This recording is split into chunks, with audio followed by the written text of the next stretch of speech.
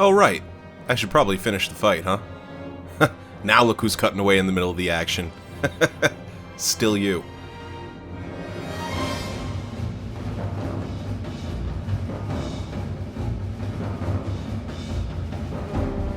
Here's another sequence I like that you may disagree with.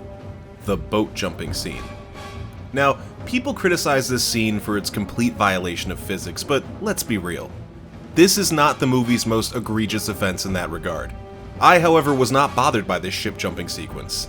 I've seen worse versions of the concept.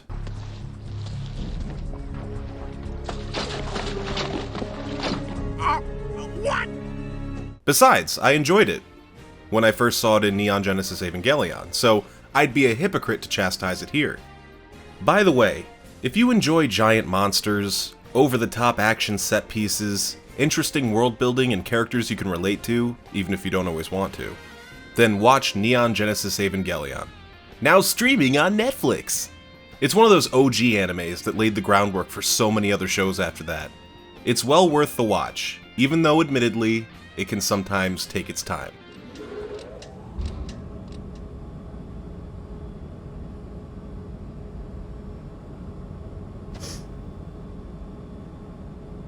That's why we have the rebuilds. What is essentially a restarting and branching of the plot told over a series of films with some of the most incredible action and greatest music I've ever heard. It's the perfect time to get in, with the fourth and final film just around the corner. After a decade-long hiatus. God damn. Almost as big as the gap between my videos. Though this is a hiatus that was well worth it, because it was in service of giving us my favorite Godzilla film to date. Hideaki Anno, the creator of Eva, is also the man behind Shin Gojira. If that isn't the best selling point to check out his magnum opus, I simply don't know what is. Anyway, there's several Eva references in this movie. We have a get in the robot moment. Stop wasting time. Either get in the Eva or get out. We have no idea how this energy source will affect the mecha. Get in the goddamn chair. Door locks that look like the Magi. Brainwave-controlled robots going berserk. A pyramid home base. A team mascot who waddles around swallowing fish whole. And we have this ship jumping scene. Now, it's true the movie does tell us that Godzilla alone weighs more than an aircraft carrier, but I'm fine suspending my disbelief here. This shot is worth it. I think this shot is the movie in a lot of people's minds. It harkens back to the movie posters from the older films. Remember when Godzilla fought Megalon on the World Trade Center? Remember? You said you'd never forget. Speaking of using planes as weapons, Kong throws a plane with a dude in it at Godzilla. That needs to be acknowledged. He just hucks a guy at him. Luckily the pilot's able to punch out in time, but Kong didn't know he could. Sorry, buddy. The world needs him. Sorry, pedestrians. Sorry, rush hour traffic. Oh my god. Oh yeah, we're gonna put a pin in that. But first, I want to talk about this guy. This is the guy I want to follow. Imagine being the pilot who was just hurled at a giant lizard and left to sit in the water as you watch the ship you served on and your comrades of years utterly destroyed and taken to the bottom of the ocean. Imagine just floating there, knowing all the death and horror going on underneath you. Ugh. If that were me, search and rescue would find me in a jiff. Get it? It's yellow, 'cause pee. By the way, I never saw them actually look for survivors. Even before they deployed depth charges. I know. It's not about the tiny details, it's all about the big picture. But I want a surrogate character, much like this guy, where I can insert myself into the situation. Isn't there like a fleet commander hollering out commands, trying to curb this utter routing of his forces? Maybe that commander has a choice to make, like Tom Hanks in Greyhound, where he has to decide between picking up survivors in the water or continuing to fight. As an audience member, I find difficult choices like that even more engaging than the action itself. Isn't that something you'd want to see? Nah, we'll just do a flippy cam. Whoa! Look, I hate to beat off a dead horse here, but I can't get past the complete missed opportunity for human drama in this scene. Where is that pissed off fleet commander, watching his men die by the thousands? Where's comm chatter between the boats, trying to coordinate a counterattack? Look at this destroyer here, damaged but still in the fight. There's so much that could be happening here that just isn't. I have a big interest in war and naval battles. I'm also a fan of Neon Genesis Evangelion. I love the idea of military strategy being used against giant monsters, and the resolve of human beings fighting back against impossible odds. That's a big part of the appeal of these movies. Man fighting nature, using out-of-the-box tactics.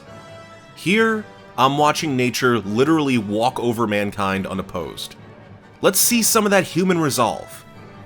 Now I know what you're probably thinking. Here I am, asking for more humans in my monster fights, which is the complete opposite of what I said about King of the Monsters, but hear me out. My issue with that movie was that the monster action would be frequently interrupted by human drama that had nothing to do with the monsters. This film does a great job of letting the monsters have their time to shine, before cutting to the humans. But when we cut to the humans, it's almost as if to acknowledge they're still there. They're contributing nothing to the scene except blank stares. Remember War of the Worlds, where it was one of Tom Cruise's main focuses to keep his daughter from seeing the horrors of death?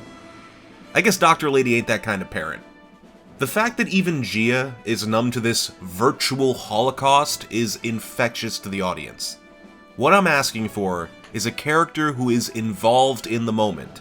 Even a small character would be enough to add some scale. What I want is a way for this awesome spectacle to be a bit more grounded.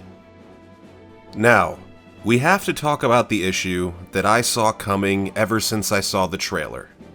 If they're fighting at sea, and it's not the final battle, how is the fight going to end? Oh, we're gonna talk about that. Godzilla tears the ship apart with an atomic ray, with Kong barely able to dodge in time.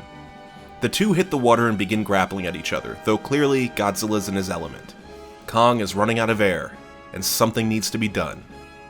So what do the humans do? They launch depth charges. Dude, what? Okay, so you need to disorient Godzilla. Fine, but is Kong depth charge proof? What if it knocks the air out of his lungs? Sure, it might stun Godzilla for a moment, but how would it not kill Kong in the process? He's on top! Wait. There's burning ships everywhere. Did you check for survivors in the water before you... Oh, never mind. I guess it worked. Somehow. They don't really show us or anything, but just know it was the absolute right thing to do. Next time your kid gets taken by a crocodile at Disney World, just lob a grenade in after them, and you'll be back on Space Mountain in no time. Ugh. So that gets Kong out of the water. So, how are we gonna deal with Godzilla? He's within grasp of ultimate victory, and nothing can stop him. Well, I'll tell you, beautiful viewer. Apparently, Godzilla needs someone to tell him when the battle's over. Forget the days of torching your rival, or ripping their guts out and stomping them flat. Godzilla, the rabid, dick-biting Leviathan, only needs for you to shut your engines off, and he's satisfied. I laughed so hard when I saw this. Like, explosive dolphin noise laughter. You're telling me that scene from King of the Monsters wasn't just a fluke? That was foreshadowing? Godzilla can actually comprehend that engines being shut off means surrender. That is just so stupid. I mean, consider that he's attacking Kong unprovoked. He showed up with intent to kill. Suddenly that goes away when they loosely signal a surrender? Dude, you can see he's alive! He's right there, looking at you with his monkey face! Going for the kill! Torch that damn dirty ape! But no. Godzilla's content with just roughing him up and moving along. He really is a high school bully, isn't he? I really thought there'd be more to the King of the Monsters than just taking kids' lunch money. If this is all Godzilla wanted, then Kong's out of danger, right? Isn't he off the hook? He's submitted, and Godzilla's satisfied. The end. They could literally take Kong back to Skull Island, and he can live out the rest of his days dome-free. He took his beating. Leave him in peace. But nope. We need to get him to the Hollow Earth. How could mankind be expected to find the power source alone? It's not like they've already mapped the Hollow Earth out and only need to go to Power Source Mountain to pick it up. Nope, the plot needs him. I mean, the world needs him, regardless of how much they don't. So what was accomplished here? If we jump straight from Kong touching tips with a miner straight to him at Antarctica, what would we have missed? It's what dead men have and rich require. Absolutely nothing. Don't get me wrong. I'm not saying this scene should be removed from the film or anything, but have it mean something. Sure, we learn Godzilla's receptive to the old throwing in of the towel, but is that it? Tell you what, this should have been Godzilla's first appearance. It'd be so much more effective than vagina mouth.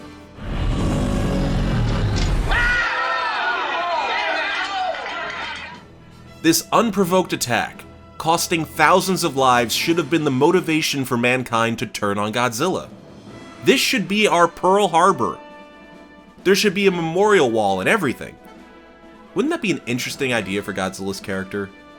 What if his purpose is to give humanity a reason to come together, rather than fight each other? He could be that one galvanizing threat that we need to enter our next stage as a global community. Imagine that. Mankind fighting as one, against the manifestation of our past sins. There's your fucking movie. But why do that, when we can make him bum around the ocean for 3 films, and occasionally show up to shake the gold coins out of some other monster's pockets? How respectable for the iconic King of the Monsters. I'm sorry, I'm getting angry. I gotta woosah or something. Woozah. I don't know what the fuck you're talking about. Yes, you do know what the fuck I'm talking about. Woosah! Woozah! I love that movie.